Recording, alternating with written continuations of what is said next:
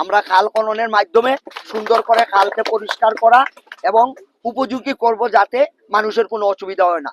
তাতে যত বাধা আসবে আমি বাধা উত্তরণ করে দিব, কারণ আমার বিএনপির নেতাকর্মীরা এখন অনেক শক্তিশালী এবং অনেক উজ্জীবিত। আমাদের মহোদয় ডাকলেই তারা সাথে সাথে উনার পাশে আসবে।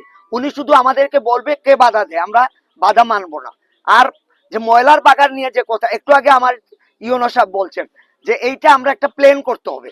আমরা একটা প্ল্যান করে জমা দিব, জমা দেওয়ার পরে এই প্ল্যান অনুযায়ী আমরা অবশ্যই ময়লার বাগান এখান থেকে মানে এই ব্যবস্থাটা করব, যাতে প্রসারণ করব, যাতে মানুষের কোনো ধরনের অসুবিধা না হয়।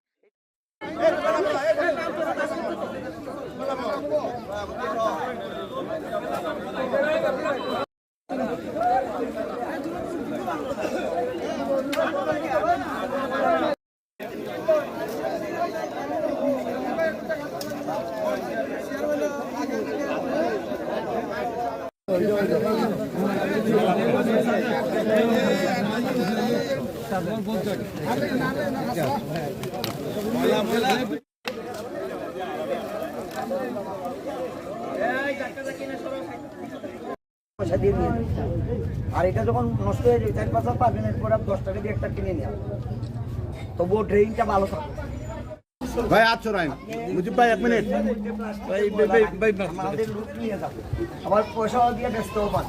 পলিথিন গুলা যার বর্জ্য পলিথিন এটার মধ্যে রাখছে, এই লিস্টটা পড়বেন।